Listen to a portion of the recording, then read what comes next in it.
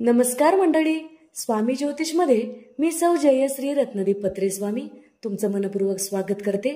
तर मंडळी, आपण आजच्या व्हिडिओत दिवा लावल्याचे पूर्ण फळ आपणास मिळण्यासाठी दिव्याचं मुख याच दिशेला करा व या दिशेला दिव्याचं मुख अजिबात करू नका।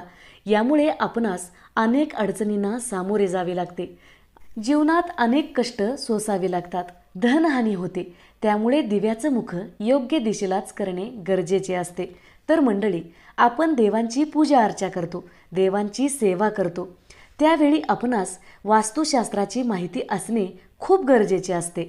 जेव्हा आपण देवी देवतांची पूजा करतो त्यावेळी पूजेची सर्व सामग्री योग्यच जागी असली पाहिजे। उदाहरणार्थ, देवांच्या मूर्ती, देवांच्या फोटो, कलश किंवा ऊर्जेचा स्रोत असणारा दिवा असो।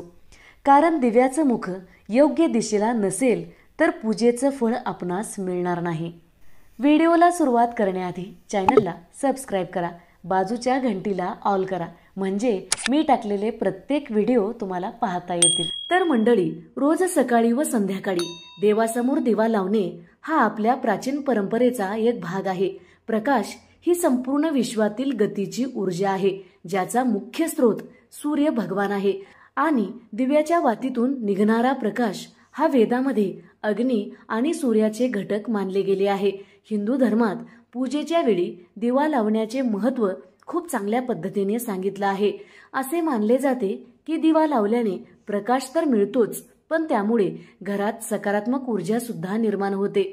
आपल्या घरामध्ये कोणतेही शुभ कार्य असो, आपण पूजा सुरू करण्यापूर्वी दिवा अवश्य लावतो। इतकेच नाही तर काही लोक मंदिरात किंवा घरामध्ये अखंड दिवा चालू ठेवतात।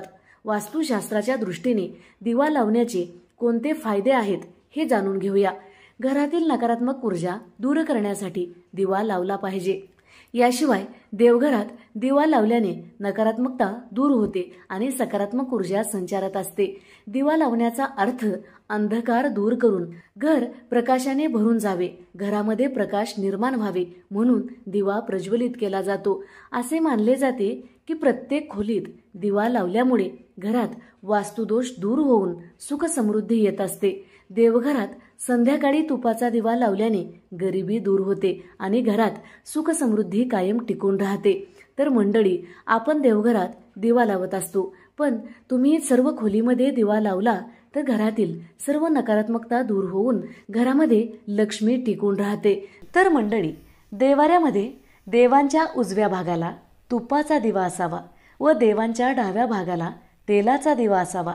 ही माहिती तर सर्वांना असतेच, पण दिव्याचं मुख कोणत्या दिशेला करावं याची माहिती सुद्धा असणे खूप गरजेचे असते। देवासमोर आपण फुलवात लावत असाल तर दिव्याचं मुख वरच्या बाजूलाच असतं, पण आपण जेव्हा लांब वाती लावत असतो तेव्हा प्रश्न पडतो की दिव्याचं मुख नेमकं कोणत्या दिशेला करावं। तर मंडळी, मुख्य 4 दिशा असतात।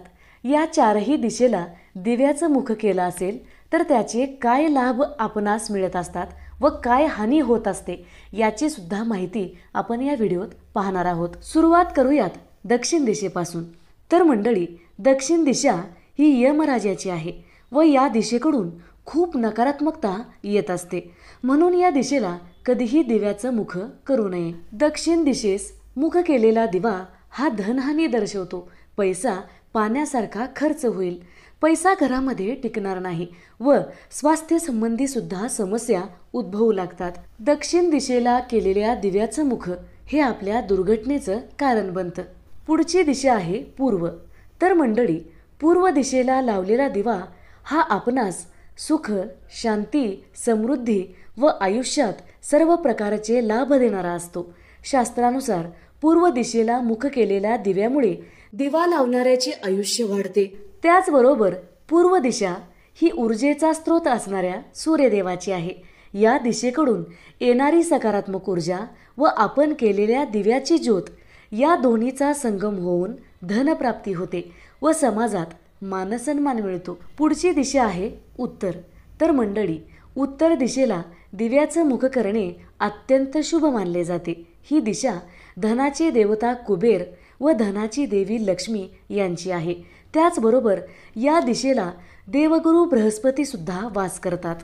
धनप्राप्तीसाठी दिव्याचं मुख उत्तर दिशेलाच करावं।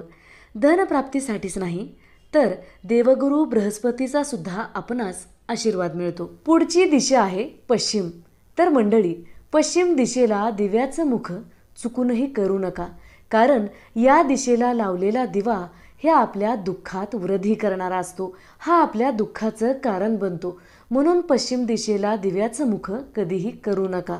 तर मंडळी, पूर्व दिशेला दिव्याचं मुख केल्यामुळे आयुष्यात वृद्धी होते, पश्चिम दिशेला दिव्याचं मुख केल्यामुळे दुःखात वृद्धी होते, दक्षिण दिशेला दिव्याचं मुख केल्यामुळे धनहानीमध्ये वृद्धी होते, उत्तर दिशेला दिव्याचं मुख केल्यामुळे धनामध्ये वृद्धी होते।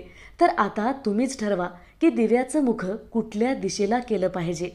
आपण या व्हिडिओत दिव्याचं मुख कोणत्या दिशेला केल्यामुळे कोणता लाभ आपणास मिळतो किंवा कशी हानी आपणास मिळते याची माहिती पाहिलेली आहे।